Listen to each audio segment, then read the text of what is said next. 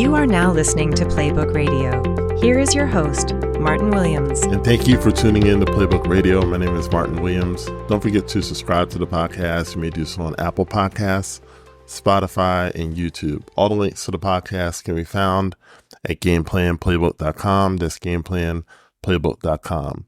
So today what I wanted to talk to you about is planning being the mastery of confusion. So that principle is one of the 23 playbook principles that will be a part of the playbook course when I release it later this year. One of the reasons that I wanted to talk about it is because even though I've heard people talk about planning and the importance of planning, and the importance of having a plan, no one really showed me how to make a plan. And I remember, there's two stories actually. I remember a long time ago, I was at a medical school overseas, and I had gotten behind financially. And the landlord that I was staying with at the time, or staying in their apartment at the time, had complained to the school because I had gotten behind and I was having financial difficulty. And this isn't something that I'm proud of or excited to talk about, but I think it's important to add to why I believe in planning and why I'm such a habitual planner now. So I had to talk to this administrator to explain why I had gotten behind and what was my plan of getting out of the trouble. And I told this administrator that, yeah, I have a plan, and, once my financial aid comes in, and I'll be able to, get caught back up. But I wasn't, there was no financial aid coming. Unbeknownst to me at the time, I had a plan to pay what I needed to pay based on this financial aid, but it never came. So if I could go back, I would have made a plan B, right? To make sure that I had the money that I needed. Now, it was a little different time back then. The internet wasn't what it is now. So the ability to make money online wasn't really as robust as it is now. And I also didn't have any wealthy family members. I didn't have a visa, so I couldn't get a job at the school or in that particular country. So, I was facing an uphill battle. But even back then, if I had had a really sound plan, I would have been able to make my way, right? But no one really sat down and explained to me that I needed a plan until that moment, right? And there were other times where I remember I was in graduate school and I was working with a counselor to help with time management and things like that. And she asked me what I had to complete for that week or, the next 2 weeks. And I said, this is what I had to complete. And she said, well, show me your plan. Well, I couldn't show her a plan because I didn't have one. Right. And so you understand how this was problematic. And multiple times after that, after medical school, after graduate school, I had many situations where I got in trouble because there was no plan. And if you don't have a plan, you really put yourself in a bad position because, number one, you may be in a situation where you don't know what to do.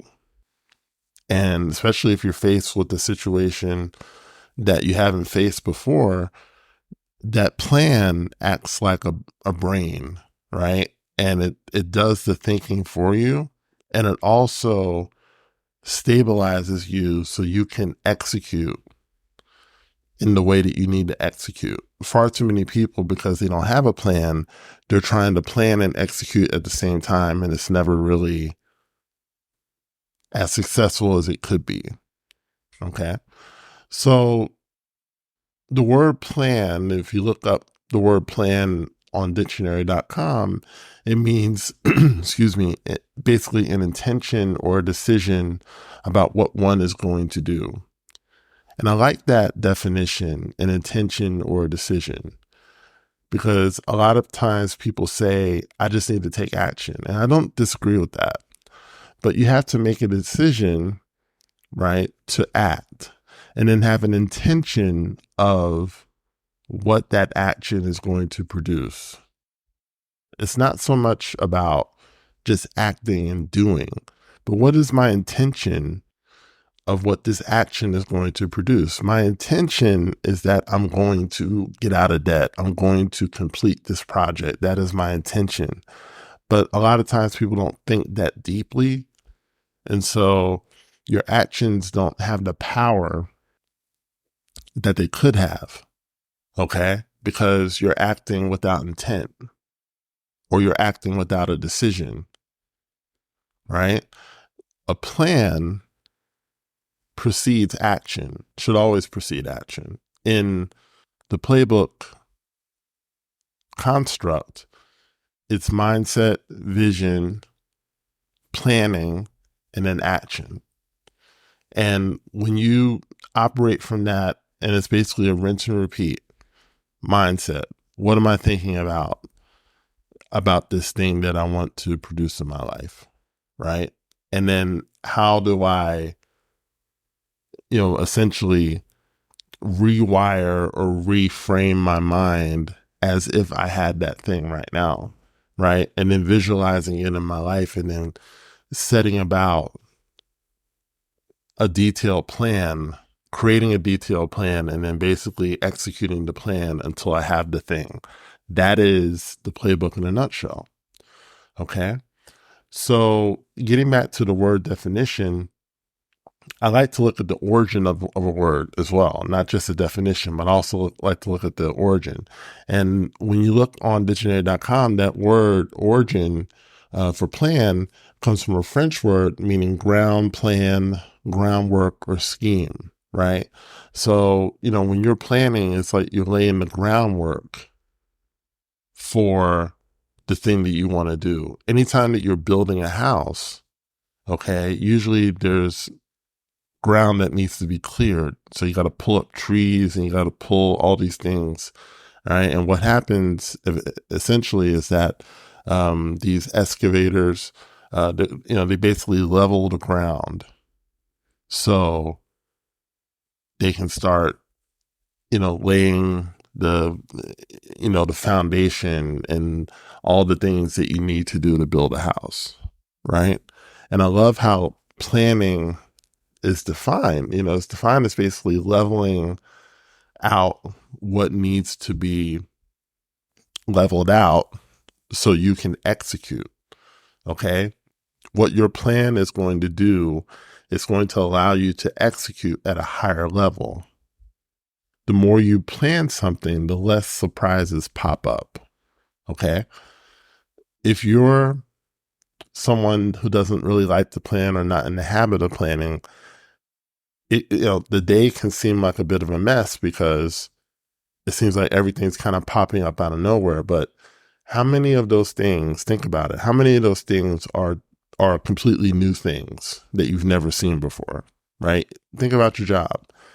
If there's 10 things that pop up, how many of those things are unexpected? And typically, if we're being honest with ourselves, no more than about 20% of those things are unexpected. The vast majority of things that pop up and seem like surprises, I'm using air quotes, are really recurring things. These are things that come around over and over again. It's just that you don't have a plan for it. It's kind of like being surprised that the light bill is due. Why are you surprised that the light bill is due? The light bill is due every month.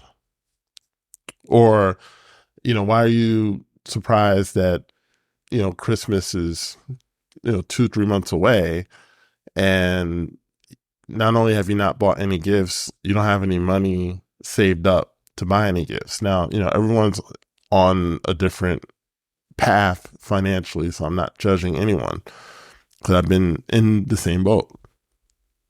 But Christmas comes every year. Does it not? Right? Taxes come every year. So why are we surprised that, oh wow, April 15th is coming and I haven't done my taxes yet? It comes every year, right?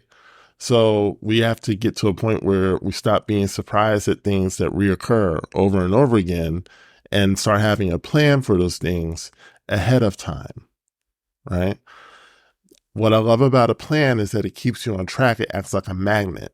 So as crazy as life can get, that plan pulls you back onto course, onto wherever it is that you're trying to get to, right?